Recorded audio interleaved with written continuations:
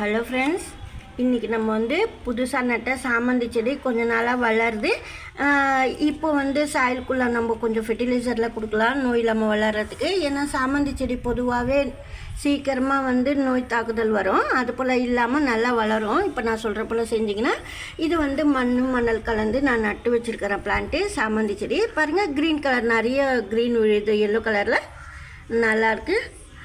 ரொம்ப டைட்டாக இருக்குது இந்த பூ. நான் வாங்கும்போது இது போல் தான் இருந்தது, முட்டைலாம் ரொம்ப டைட்டாக, அதே போல் பெட்டல்ஸ் கூட ரொம்ப டைட்டாக இருக்குது. விரிதாக பார்க்கலான்னு சொல்லிட்டு நான் வச்சுருக்கிறேன். இப்போ இந்த அளவுக்கு விரிஞ்சிருக்கு. எப்போவுமே சாமந்தி செடி நம்ம வாங்கினா நட்டு வச்சதுக்கப்புறமா மணல் கலந்து தான் நடணும். மணல் மட்டுமே கூட நீங்கள் போட்டு நட்டுக்கலாம், ஆனால் கொஞ்சம் போல் மண் இருந்தால் நல்லதுன்னு சொல்லிட்டு நான் கொஞ்சம் மண் சேர்த்துருக்குறேன்.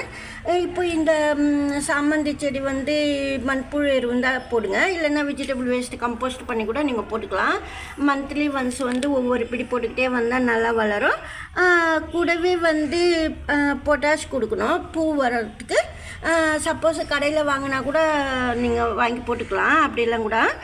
இப்போ நம்ம சப்போஸ் நம்மளே செய்யணுன்னா நீங்கள் வாழைப்பழம் தூள் நல்லா காய வச்சுட்டு பவுட்ரு பண்ணி வச்சுக்கோங்க. சாயிலுக்குள்ளே ஒவ்வொரு ஸ்பூன் 20 days ஒன்ஸ் போட்டுக்கிட்டே வரலாம், 1 ஸ்பூனு 2 ஸ்பூன் அளவுக்கு. ஆனால் ஃபஸ்ட்டு நான் இந்த சாயிலுக்குள்ளே இப்போ கொஞ்சம் நாளாக வளர்ந்து தண்ணி அதிகமாக ஊற்றாமல் வச்சுருக்கிறேன் பாருங்கள். ஏன்னா நம்ம இது போல் ஃபெர்டிலைசர்லாம் கொடுக்கும்போது நம்ம போட்டுக்கலான்னு சொல்லிட்டு பாருங்கள். இது வேப்பமுன்னாக்கு கொஞ்சம் போல் வேப்பமுன்னாக்கு போட்டிருக்கேன். அதிகமாக நீங்கள் வேப்பமுன்னாக்கு அதிகமாக போட்டிங்கன்னா செடி காஞ்சிடும்.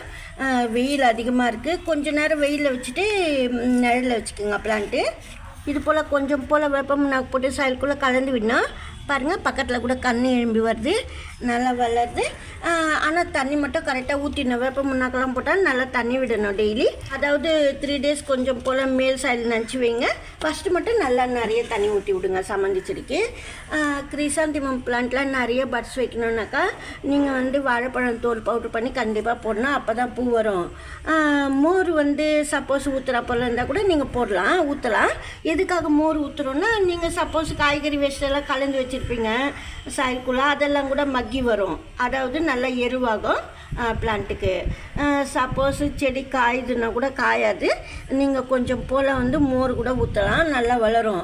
மோரில் கொஞ்சம் தேங்காய் பால் சேர்த்து ஊற்றினா இன்னும் ரொம்ப நல்லது. மேல் கூட ஸ்ப்ரே பண்ணலாம். புதுசாக சாமந்தி செடி வாங்கினா நட்டு 1 week கழிச்சு இது போல் வேப்பமுன்னாக்கு கொடுக்கணும்.